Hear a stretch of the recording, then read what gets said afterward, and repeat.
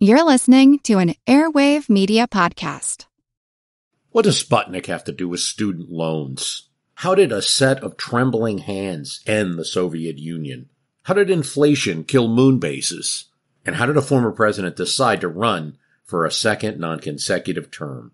These are among the topics we deal with on the My History Can Beat Up Your Politics podcast. We tell stories of history that relate to today's news events. Give a listen. My History Can Beat Up Your Politics, wherever you get podcasts.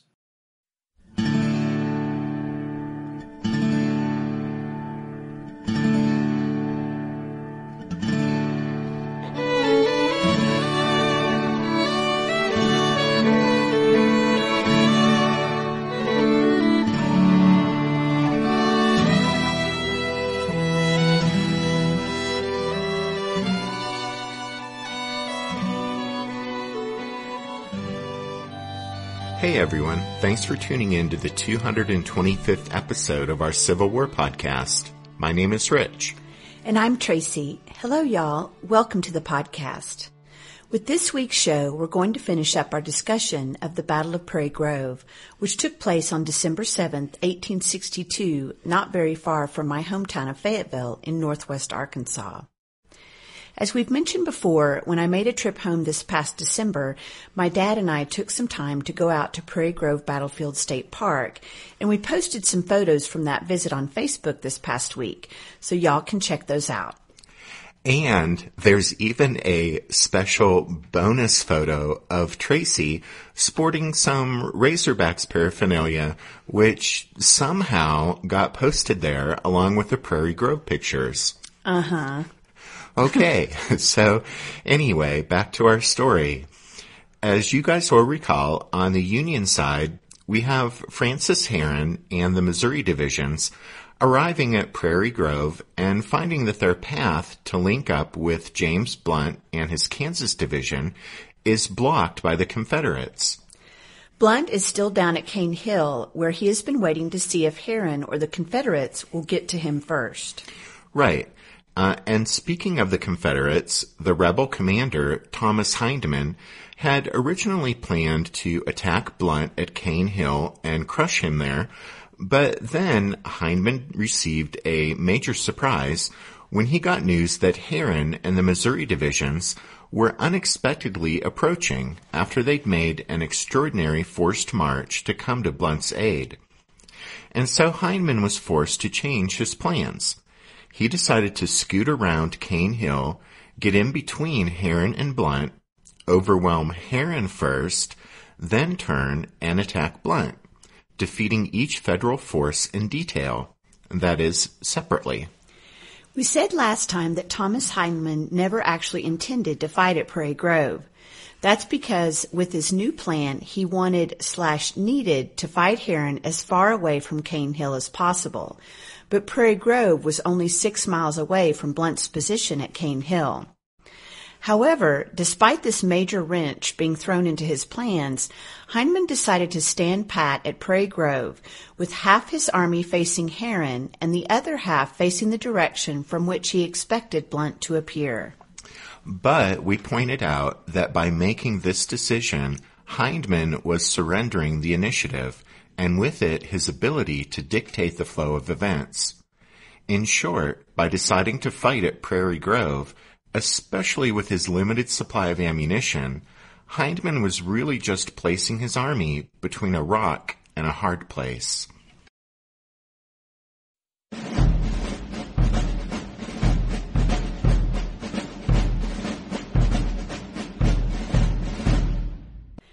After reaching the Illinois River and discovering Confederates drawn up across the way on the forested hill known as Prairie Grove, Francis Herron assumed the rebel force blocking his path to Cane Hill consisted of only a portion of Hindman's army. It didn't occur to him that the entire Trans-Mississippi Army was in his front. The Confederate line was located in the trees along the natural crest of the hill, and so Herron couldn't actually see what all he was up against. Despite his reduced numbers due to straggling, and in spite of the exhausted condition of those still in the ranks, Herron attempted to break through and continue his march to Cane Hill. Possibly he felt he had no other choice, since without cavalry he couldn't, 1, search for an alternate route, or 2, probe the enemy position for weaknesses. When the Federals tried to force their way across to Illinois by way of the main ford, they were driven back by Confederate artillery fire. Rebuffed at that point, Herron ordered a road cut through the timber a stone's throw away, so his men could get to another ford beyond the range of the rebel guns. It was noon when Captain David Murphy's Battery F, 1st Missouri Light Artillery, splashed across the river at that other ford and opened fire with his six rifled guns. Additional Union batteries crossed the river and entered the fray, and Herron soon had 20 guns in action, 18 of them rifles, and all of the Union guns better served than their Confederate counterparts. The Federal gunners smothered the rebel artillery that was on the forward slope of Prairie Grove, then shelled the crest where the Confederate infantry and cavalry was positioned. After blasting the hill with 450 shells and 60 solid shot, Murphy reported, quote, "I am satisfied that there is somebody hurt over there." Some Federal infantrymen in Herron's command were so worn out after their epic march to the battlefield that they fell sound asleep in spite of the tremendous noise from the bombardment. Others watched the performance of the Union guns with a kind of awe. One Iowa soldier wrote of how, quote, "It was a fearful sight to witness. The ground shook as from an earthquake, the smoke obscured the sun, and the beautiful Sabbath day was turned into a veritable hell." While the bombardment was still in progress, the Federal infantry formed a thin line of battle in the middle of Crawford's Prairie. Encouraged by the success of his artillery in silencing the rebel guns, Herron directed Colonel William Orme, commanding the 2nd Brigade of the 3rd Division, to press forward with 3 regiments and advance to the high ground ahead. But the absence of available Union cavalry forced Orme to use the 94th Illinois to protect his left flank, and that meant his assault force consisted of only 2 understrength units, Lieutenant Colonel Henry Bertram's 20th Wisconsin and Lieutenant Colonel Samuel McFarland's 19th Iowa. Their combined strength was barely 750 men. Fortunately for the Federals, the nature of the terrain around the Borden house actually worked to their advantage. The advancing Yankees remained hidden in the shadow of the slope until they reached the brow of the hill.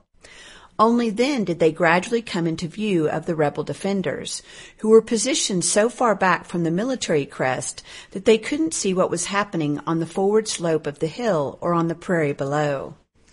And although we've mentioned it before on the podcast, this might be a good time to refresh your memories about what exactly we mean when we refer to the military crest of a hill. Well, the military crest of a hill or ridge is usually a line located below the natural or topographical crest of the hill, and it's the point where you can see all the way down the slope and fire all the way down the slope to the base of the hill. As a side note, this is also an advantageous spot because as a defender, you won't be silhouetted against the sky behind you. And being silhouetted against the sky behind you is bad because it makes you an excellent target. Anyway, here at Prairie Grove, the Confederates were positioned back on the natural crest rather than a bit farther forward on the military crest, so they couldn't see all the way down to the base of the hill or out onto Crawford's Prairie. So there you go. Okay. Well, at any rate, the focal point of this Union assault was Captain William Blocker's Arkansas Battery, located on the brow of the hill near the Borden house. The 20th Wisconsin swept up the slope and overran the rebel battery, but the Federals soon found themselves under fire from all 4 Confederate regiments in James Fagan's brigade. Then the colonel of the 39th Arkansas, Alexander Hawthorne, called upon his men to charge and drive the Yankees off.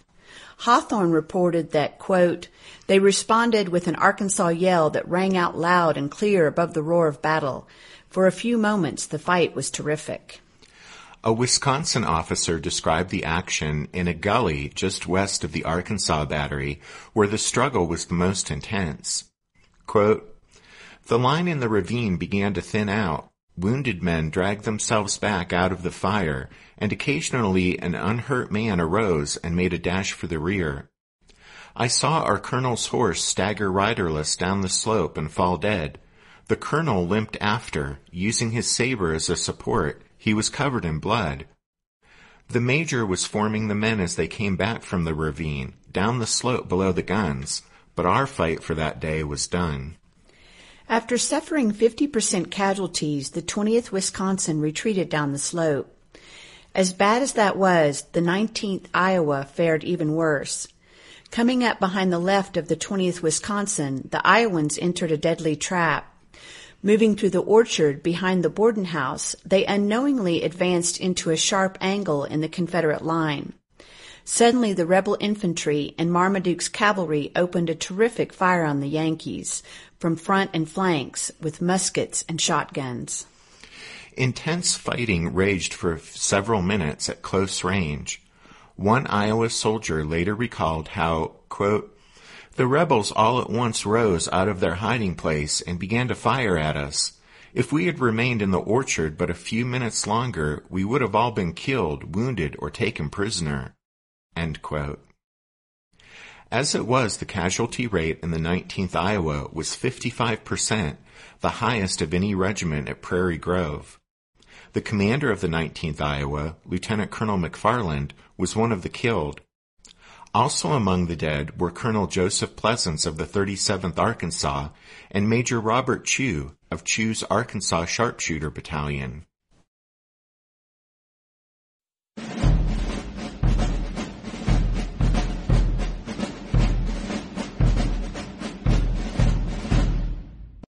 Having repulsed the attack by the 20th Wisconsin and 19th Iowa, Confederate Division Commander Francis Shoup ordered Fagan to pursue the fleeing Federals. The 34th, 35th, 37th, and 39th Arkansas all emerged from the timber and swept down the slope, hot on the heels of the retreating Yankees.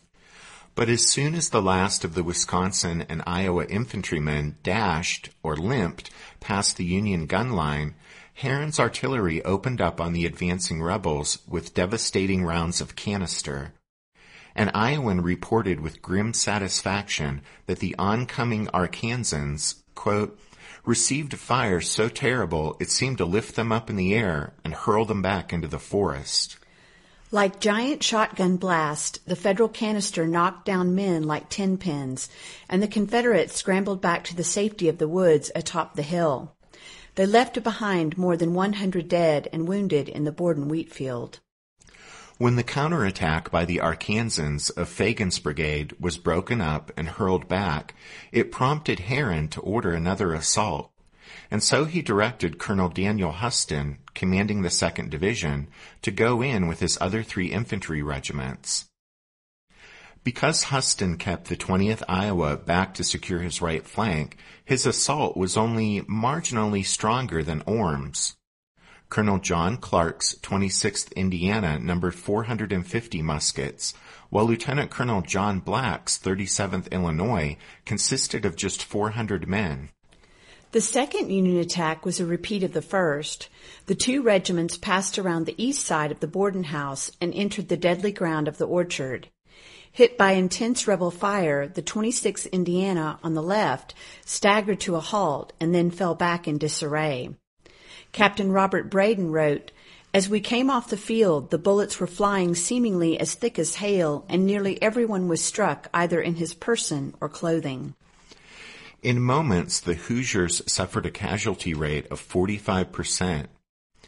After the 26th Indiana gave way, the 37th Illinois found itself facing the same Arkansans and Missourians who had shredded the 19th Iowa here a short time before.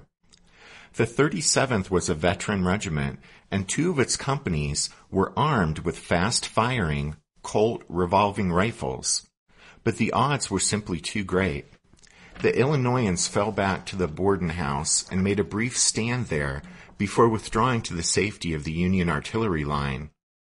By maintaining their composure, combined with the intimidating firepower of the Colt repeaters, it allowed the 37th Illinois to escape with only an 18% casualty rate. And just a side note, but the 37th Illinois commander, Lieutenant Colonel John Black, had been severely wounded at Pea Ridge 9 months earlier, and at Prairie Grove he still carried his right arm in a sling. At the Borden house, a bullet smashed his left arm, but Black refused to leave his men until he was ordered to the rear by Huston. Surgeons saved his arm, and Black received the only Medal of Honor awarded for the fighting at Prairie Grove.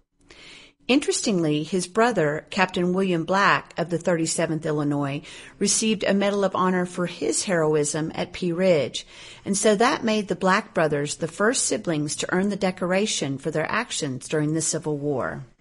Cool. Well, here, with the repulse of another Federal attack, once again, Fagan's brigade of Arkansans surged down the hill in pursuit, and once again the Confederate ranks were blasted by canister. In Borden's cornfield, as in the adjacent wheat field, 100 or more rebels lay dead or wounded in front of the Union gun line. The 39th Arkansas's Colonel Hawthorne noted bitterly, quote, "Every time that we drove them down the hill, their batteries would open furiously upon us, throwing solid shot, shell, canister, and grape." That gruesome scene closed the fight on the eastern half of the battlefield. Then around 3 o'clock, Herron's troops wondered what it meant when an unidentified battery fired 2 shots from atop West Knoll, a half-mile to the northwest. At first, the Federals feared the Confederates had moved around their right flank, but they soon spotted the stars and stripes flying above the unidentified guns. That meant that although Herron's ill-fated attempt to break through the rebel army had failed, his battered command was nevertheless going to be all right, because James Blunt and the Kansas Division had arrived on the battlefield.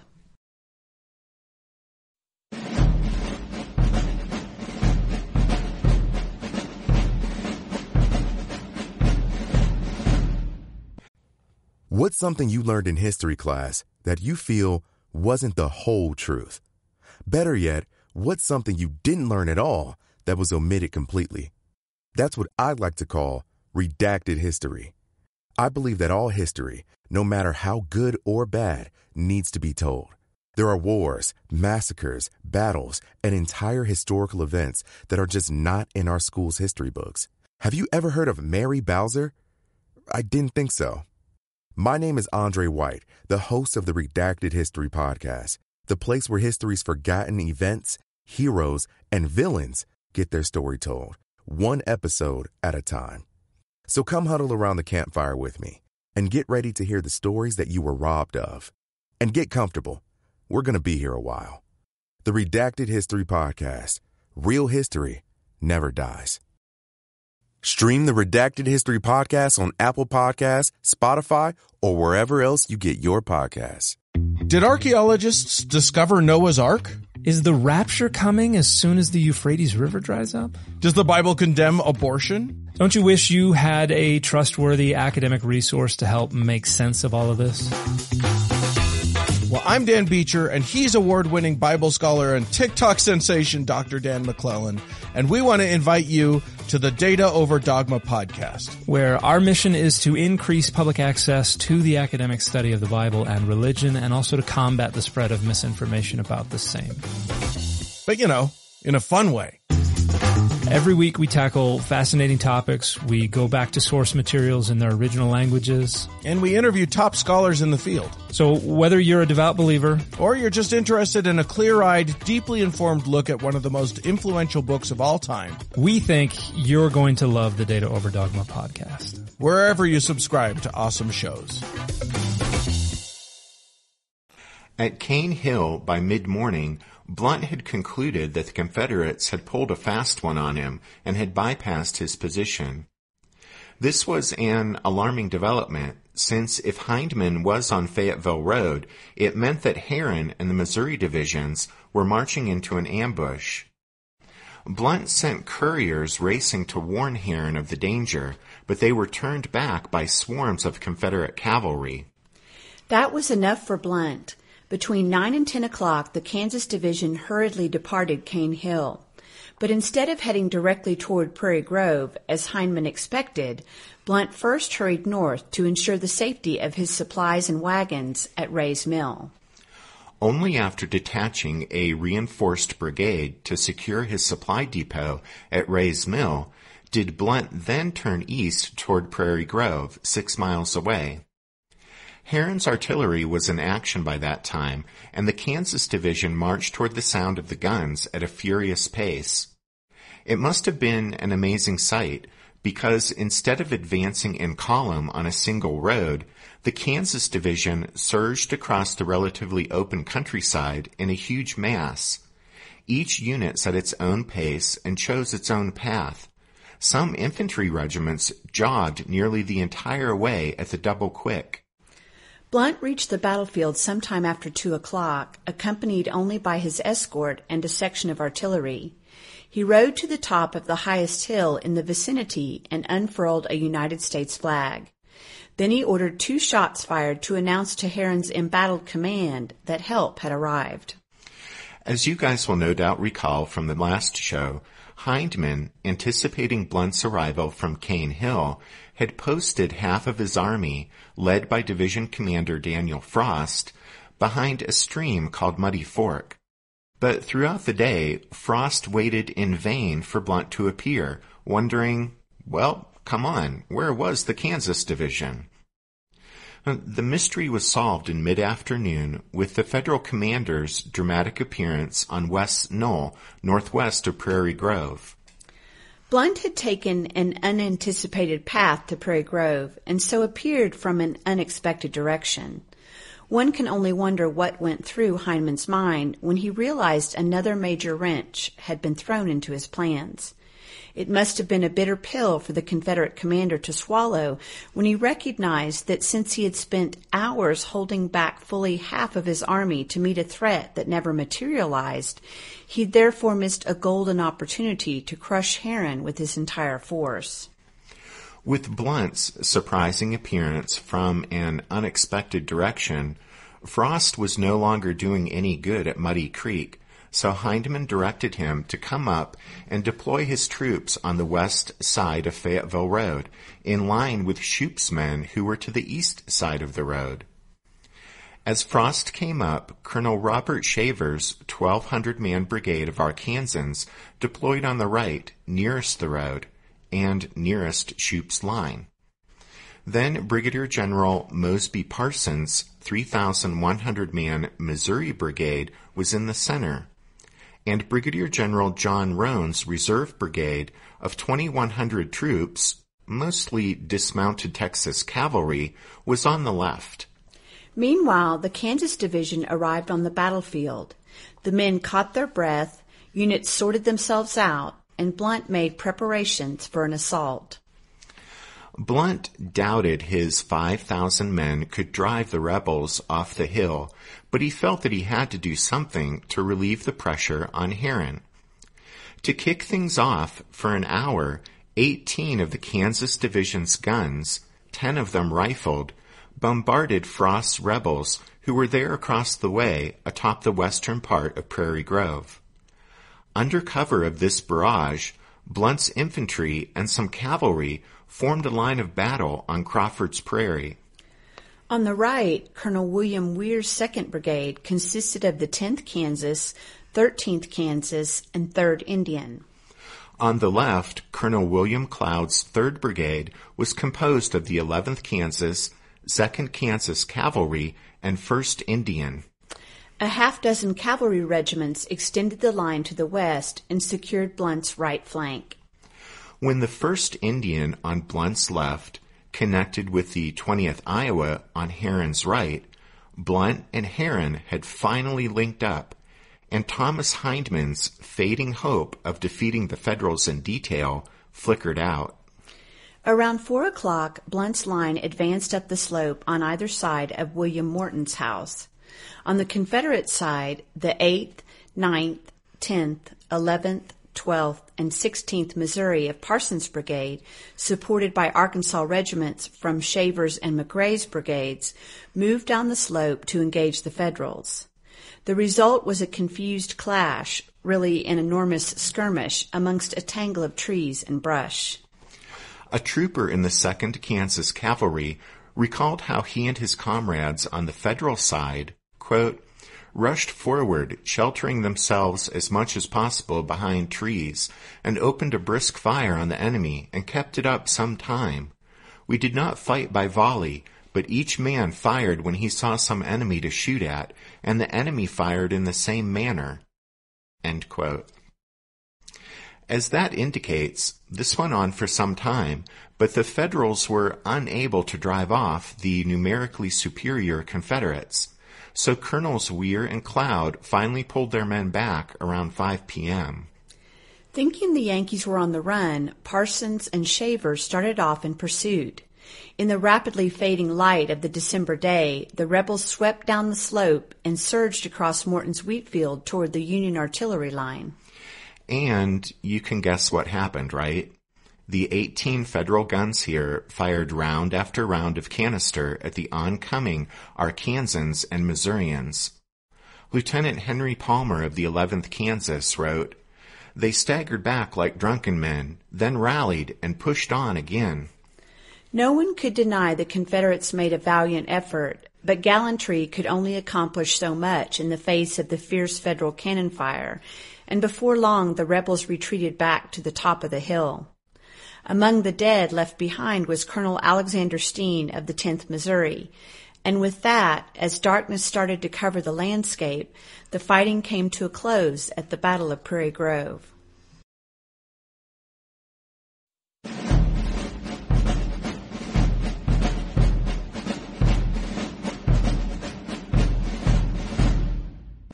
That evening, Thomas Hindman met with his commanders, and they concluded that the Trans-Mississippi Army was too low on ammunition to risk a renewal of the fighting the next day.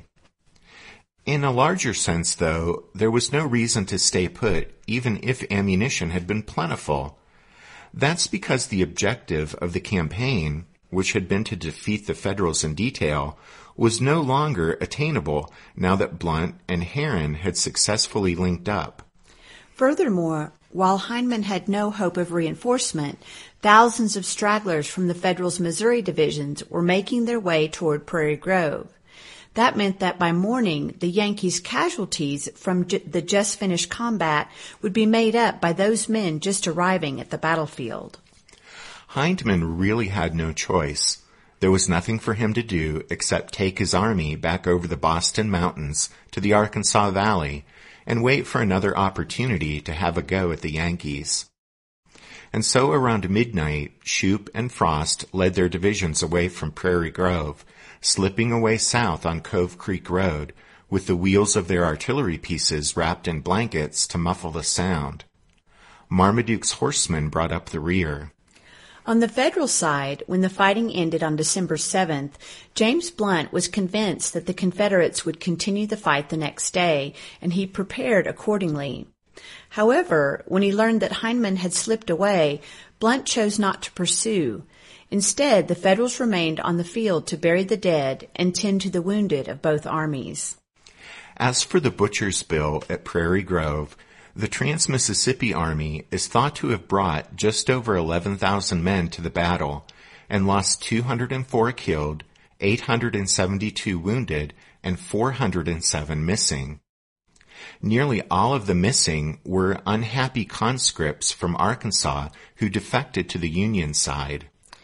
Due to severe straggling in the Missouri divisions and due to the brigade of the Kansas division that was left behind to guard Ray's Mill, the best guess is that the Army of the Frontier probably put between 7,500 and 8,000 men into the fight at Prairie Grove. Of those, 175 were killed, 813 wounded, and 263 missing.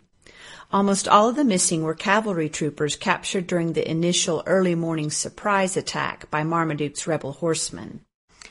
Prairie Grove was soon overshadowed by the larger clashes at Fredericksburg in Virginia and Stones River in Tennessee, but its significance was undiminished.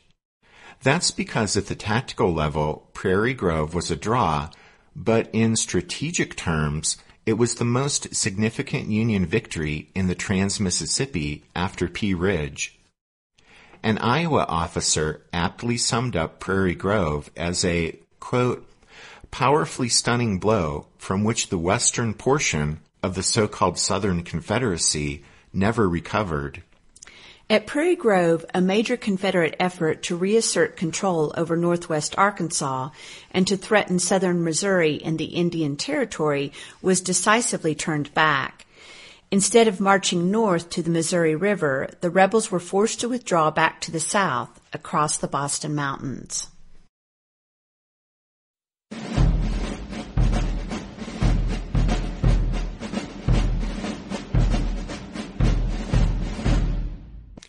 On December 23rd, from his headquarters up in St. Louis, Department Commander Samuel Curtis informed Blunt that John Schofield, who had recovered from his illness, was on his way back to Arkansas to resume command of the Army of the Frontier. With Schofield coming and Hindman going, Blunt decided to take one last swing at the Confederates. He and Herron cooked up a scheme to make a raid across the Boston Mountains and strike the unsuspecting rebels down in the Arkansas Valley. The Federals set out on December 27th on their raid and, meeting little opposition, reached the town of Van Buren on the north bank of the Arkansas River the next day. There they captured some wagons full of supplies and seized a number of steamboats.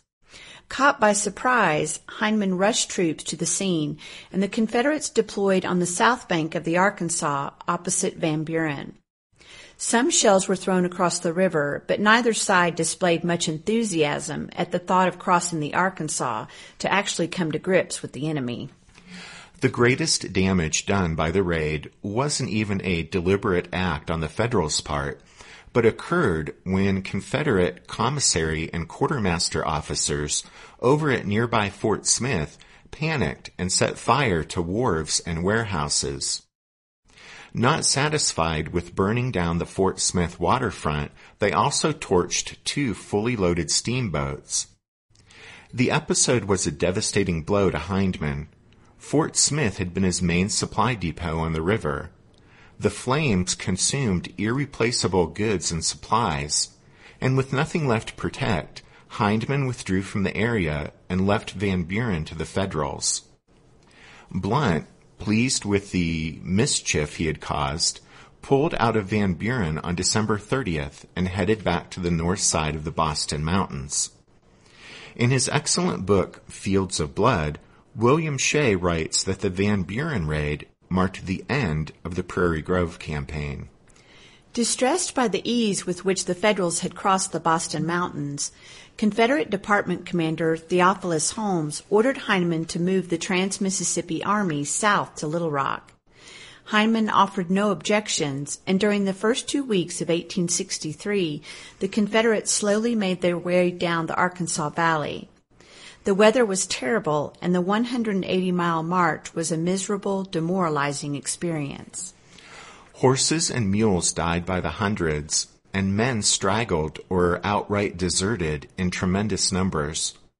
Abandoned wagons and discarded arms and equipment marked the passage of Hindman's army. Holmes acknowledged, quote, "The retreat from northwestern Arkansas was a most disastrous affair. Out of 12,000, not more than 6,000 effectives arrived here." A few weeks after its arrival in Little Rock, Hindman's much diminished command was merged with Confederate forces in central Arkansas and lost its identity as a separate military organization. While these developments were unfolding, stunning news arrived from eastern Arkansas.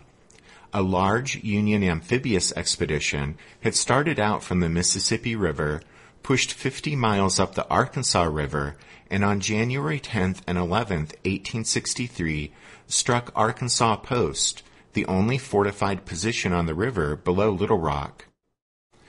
We'll look more closely at the Federal attack at Arkansas Post as part of the Vicksburg story arc, but the Army contingent was led by John McClernand and William Tecumseh Sherman, and the Navy force was commanded by David Dixon Porter, and they succeeded in capturing Fort Hindman there on the Arkansas River, along with about 4,800 rebel prisoners. The disasters of Prairie Grove and Arkansas Post, occurring barely 5 weeks apart, essentially knocked Confederate Arkansas out of the war. The news of the Arkansas Post debacle was the last straw for Thomas Hindman. Exhausted and exasperated, he requested a transfer to Tennessee. When Holmes refused his request, Hindman appealed directly to Braxton Bragg, the commander of the Confederate Army in Tennessee. Hindman's request for a transfer was ultimately approved by Jefferson Davis as part of a shuffling of personnel in the Trans-Mississippi. Yep, you see, Jefferson Davis had finally realized that old Theophilus Holmes simply wasn't up to the challenge of managing so complex a departmental command as the Trans-Mississippi. So the Confederate president appointed Lieutenant General Edmund Kirby Smith in his place. On the federal side, Schofield officially resumed command of the Army of the Frontier on New Year's Day, 1863. He should have been pleased at Blunt's and Herron's success, but being a bitter and petty man, Schofield instead immediately set about trying to smear his two subordinates. Despite Schofield's efforts, Blunt and Herron were promoted to Major General with Samuel Curtis's support. By the end of February 1863, the Kansas and Missouri divisions were back in their respective states of origin. The Army of the Frontier never again operated as a whole. In fact, it was officially dissolved 6 months later. James Blunt returned to Kansas following the Van Buren raid and resumed his duties as commander of the District of Kansas. Francis Herron remained in Missouri for several months after the Prairie Grove campaign, despite a steadily worsening relationship with Schofield, but then he was transferred to Ulysses S. Grant's command and took part in the siege of Vicksburg. And as we wrap things up for this story arc, we thought we'd let William Shea have the last word, since he was our primary source of information for these episodes. In Fields of Blood, he writes, "The Prairie Grove campaign was the last significant Confederate offensive west of the Mississippi River. It was also the last large-scale military operation atop the Ozark Plateau. Cavalry raids, irregular warfare, and outlawry continued to exact a dreadful toll in lives and property, but after Prairie Grove, the Civil War in the Trans-Mississippi entered a new phase. The Confederates abandoned nearly everything north of the Arkansas River, and the Federals shifted their attention and their resources to other theaters."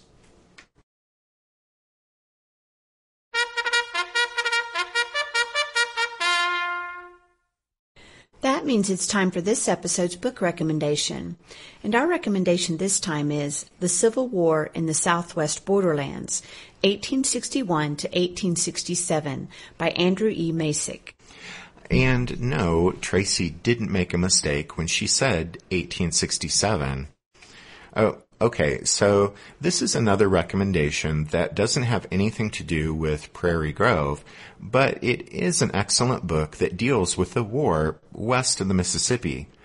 Okay, way west of the Mississippi. Well, seriously, we wanted to recommend this book for a while now, but weren't sure where we'd fit it in, so we thought we'd go ahead and use it here, since, except for William Shea's Fields of Blood, which was specific to Prairie Grove, we've kind of been offering you a grab bag of book recommendations in this story arc. Well, anyway, if you have any interest in what was going on in the Southwest during the war years, or if you just like to explore underappreciated Civil War topics, we highly recommend Masick's book. He puts forward the interesting thesis that the conflict, as it played out in the desert Southwest, is really best understood as a series of interrelated, small civil wars fought among and between numerous indigenous groups, U.S. Hispanos, Mexicans, and Anglo-Americans. It's good stuff. So that's The Civil War in the Southwest Borderlands, 1861 to 1867 by Andrew E. Masick. Don't forget you can find all of our book recommendations at the podcast website, which is www.civilwarpodcast.org. We wanted to let you guys know that next up on the podcast timeline is the Battle of Fredericksburg.